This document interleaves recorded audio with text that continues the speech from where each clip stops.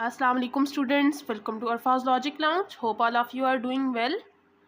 आज जो अपना हम नेक्स्ट टॉपिक डिस्कस करने जा रहे हैं वो हमारे पास है प्रोबेबिलिटी एंड स्टैटिस्टिक्स के टॉपिक हाइपोथेसिस टेस्टिंग के अंदर एक सब टॉपिक है two sample Z test.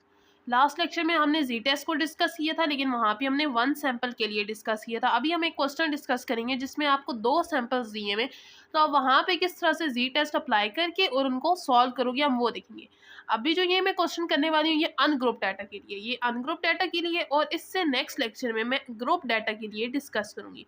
Group data को मैंने वन सैंपल में डिस्कस नहीं किया, टू सैंपल में मैं जब डिस्कस करूँगी ग्रुप डाटा को तो वन सैंपल का भी वहीं पर डिस्कस करूँगी। तो इससे नेक्स्ट लेक्चर में टू सैंपल जी टेस्ट और वन सैंपल जी टेस्ट दोनों मिलेंगे आपको ग्रुप डाटा के लिए। अभी हम अनग्रुप डाटा के लिए टू सैंपल जी टेस्ट को डिस्कस करने वाले हैं।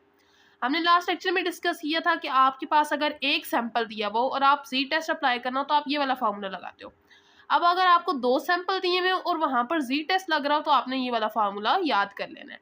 अब पहले हम इस क्वेश्चन से पहचानेंगे, हम पता लगाएंगे कि किस तरह से हमें पता चलता है कि हमने यहाँ जी टेस्ट ही अप्लाई करना है या नहीं करना।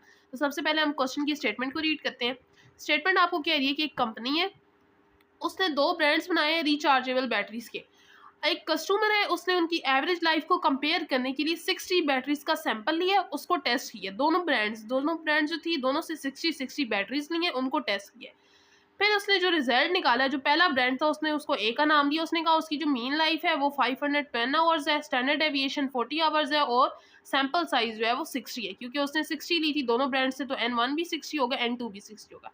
इसी तरह ब्रांड 2 की जो मीन लाइफ है वो है 495 आवर्स, स्टैंडर्ड डेविएशन 445 आवर्स है।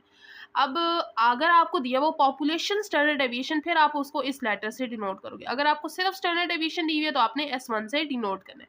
अब सबसे पहले हमने ये पता लगाना है कि आपने यहाँ पे टेस्ट कौन सा अप्लाई करना है। तो टेस्ट आपको किस तरह से पता चलेगा? सबसे पहले देखें यहाँ सैंपल का साइज, N1 देख लें, N2 देख लें। क्या सैंपल का साइज है? 60। दूसरी बात आपको स्टैंडर्ड डेविएशन गिवन है। तो जी टेस्ट की ये दो ही कंडीशन होती हैं। जी टेस्ट कहता है कि अगर N की वैल्यू 30 या 30 से बड़ी है और स्टैंडर्ड डेविएशन आपको गिवन है तो आप जी टेस्ट अप्लाई करोगे। तो ये दोनों कंडीशंस फुलफिल हो रही हैं, इसका मतलब हम यहाँ पे जी टेस्ट अप्लाई करेंगे। उसके बाद हमें ये भी पता लगाना है कि हमने वन टेल टेस्ट लगाना है, टू टेल टेस्ट लगाना है, कौन सा लगाना है, यानी लेफ्ट और राइट या फिर टू टेल टेस्ट। तो यहाँ पे देखें आगे क्वेश्चन में क्या कह रहे हैं, आपको लेवल ऑफ सिग्निफिकेंस गिवन है। अगर ना गिवन हो तो अभी आप बाय डिफॉल्ट 5% ही लेते हो, लेकिन यहाँ पे गिवन है। वो कह रहे हैं 5% लेवल ऑफ सिग्निफिकेंस पे आपने टेस्ट करना है कि क्या ये दोनों ब्रांड्स है डिफर, इनकी एवरेज बैटरी लाइफ में कोई डिफरेंस है या तकरीबन सेम ही है, आपने ये बताना है।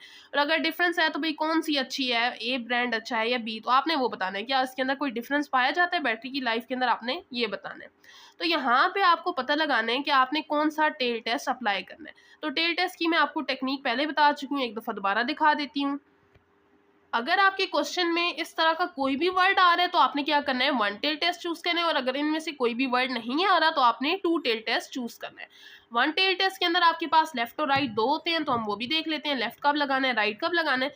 तो लेफ्ट हम तब लगाते हैं अगर सैंपल मीन छोटा हो पॉपुलेशन मीन से, और लेफ्ट टेल में हम जो भी जी की वैल्यू टेबल से निकालेंगे उसके साथ नेगेटिव साइन लगाएंगे। ये सब कुछ मैं पिछले लेक्चर में डिटेल में डिस्कस कर चुकी हूँ, इसलिए मैं यहाँ पे शॉर्टली डिस्कस करी हूँ।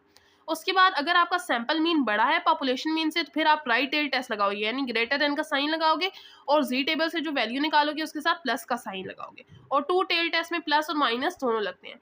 एक और आपने बात याद रख लेनी है कि अगर क्वेश्चन के अंदर आपको नजर आ रहा है डिफर, डिफरेंट या फिर आपको नजर आ रहा है नॉट इक्वल, अगर ये तीनों वर्ड नजर आ रहे हैं तब भी आपने क्या करना है, टू टेल टेस्ट लगाना है।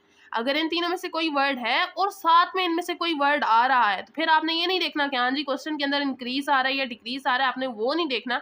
आपने इन तीनों वर्ड्स में से अगर कोई वर्ड है तो आपने टू टेल टेस्ट लगा देना है। अब हमने क्वेश्चन को स्टार्ट करते हैं। हम सबसे पहला जो स्टेप होता है हमारा, उसमें हमने हाइपोथेसिस लिखने होते हैं। नल हाइपोथेसिस जिसको H0 कहते हैं और अल्टरनेटिव हाइपोथेसिस जिसको H1 कहते हैं। नल हाइपोथेसिस में क्या होता है कि जो कंपनी ने जो क्लेम किया होता है वो लिखते हैं। अब यहाँ पे क्लेम नहीं कर रहा, यहाँ पे दो सैंपल्स हैं, तो हम क्या करेंगे, दोनों सैंपल्स को इक्वल रख लेंगे। आपकी चॉइस है, आप यहाँ पे A और B का नाम दे लो या 1 2 का नाम दे लो, कुछ भी आप नाम दे सकते हो। मैंने 1 2 का नाम दे दिया। और H1 अल्टरनेटिव हाइपोथेसिस यानी उसका अपोजिट, यानी इधर दोनों इक्वल हैं तो आप क्या होगा, या ग्रेटर देन का साइन लगा देंगे या लेस देन का या नॉट इक्वल टू। तो अब यहाँ पे हमें कैसे पता चलेगा कि हमने कौन सा साइन लगाना है, तो हमने टेल टेस्ट से पता लगाया। तो क्वेश्चन के अंदर आप देखें, आपके क्वेश्चन में लिखा हुआ आ रहा है डिफर, तो मैंने आपको अभी बताया कि डिफर नजर आया आपको क्वेश्चन में, तो इसका मतलब आपने कौन सा टेस्ट लगाना है, टू टेल टेस्ट। तो टू टेल टेस्ट है, टू टेल टेस्ट में हम नॉट इक्वल टू का साइन यूज करते हैं, लेफ्ट टेल में हम लेस देन का और राइट टेल में ग्रेटर देन का साइन यूज करते हैं। स्टेप 2 में हम क्या करते हैं, हम टेस्ट स्टैटिस्टिक्स यानी ये हम जी टेस्ट लगा रहे हैं तो जी की वैल्यू कैलकुलेट करेंगे। जी की वैल्यू कैलकुलेट करने के लिए जो जो हमें फार्मूले के अंदर वैल्यूज चाहिए हम पहले वो लिख लेंगे। तो आपके क्वेश्चन के अंदर ये सैंपल ए की जो ब्रांड ए है उसकी ये तीनों वैल्यूज और ब्रांड बी की तीनों वैल्यूज दी हुई हैं। अब इनको हम इस्तेमाल करते हुए अपने जी को कैलकुलेट कर लेंगे। तो मैंने यहाँ पे फार्मूला लिखा जी का फॉर टू सैंपल, दो सैंपल के लिए आपके पास ये फार्मूला होता है x1 माइनस x2 यानी सैंपल मीन फर्स्ट वाले सैंपल का और सेकेंड वाले सैंपल का mean over S1 square over N1 plus S2 square over N2। अब यहाँ पे हम अपनी वैल्यूज पुट कर देंगे जो हमने पीछे लिखी थी, जो जो वैल्यूज है मैंने यहाँ पे पुट कर ली।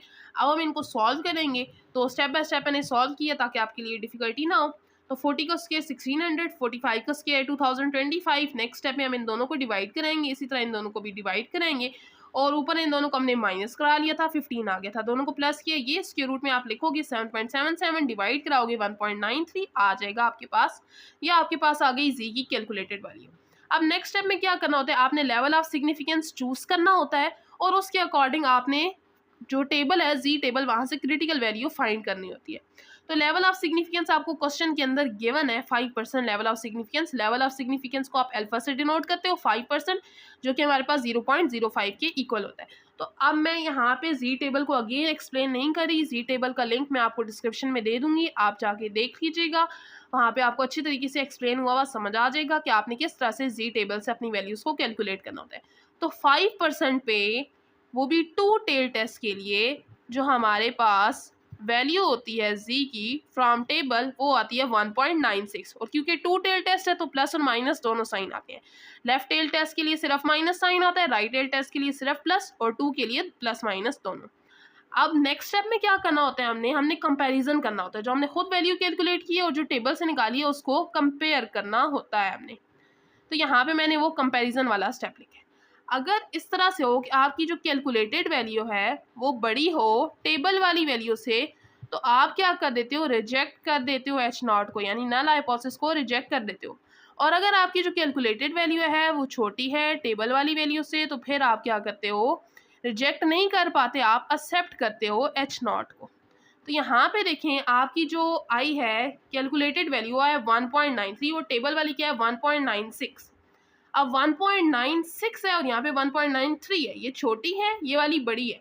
तो हमारी जो क्रिटिकल वैल्यूज हैं वो प्लस माइनस दोनों में है और जो हमने टेबल से कैलकुलेट की है वो हमारे पास जो आपने खुद कैलकुलेट किया वो आया 1.93, जो इन दोनों के दरमियान में आ रही है।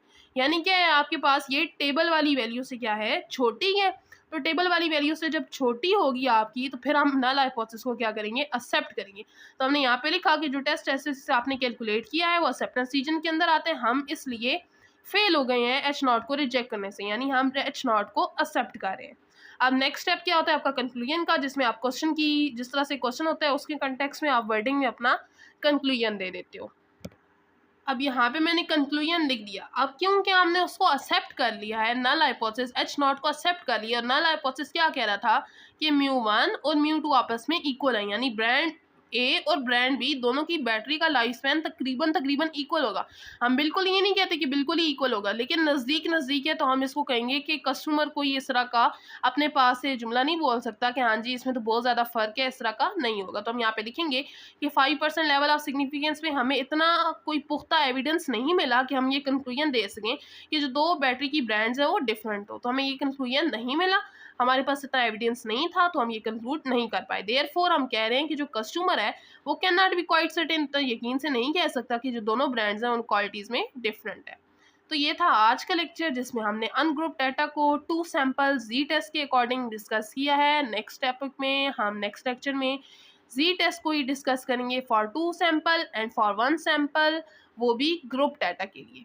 मिलते हैं नेक्स्ट लेक्चर में। वीडियो को लाजमी लाइक करें, चैनल पर सब्सक्राइब करें। तब तक के लिए अल्लाह हाफिज़।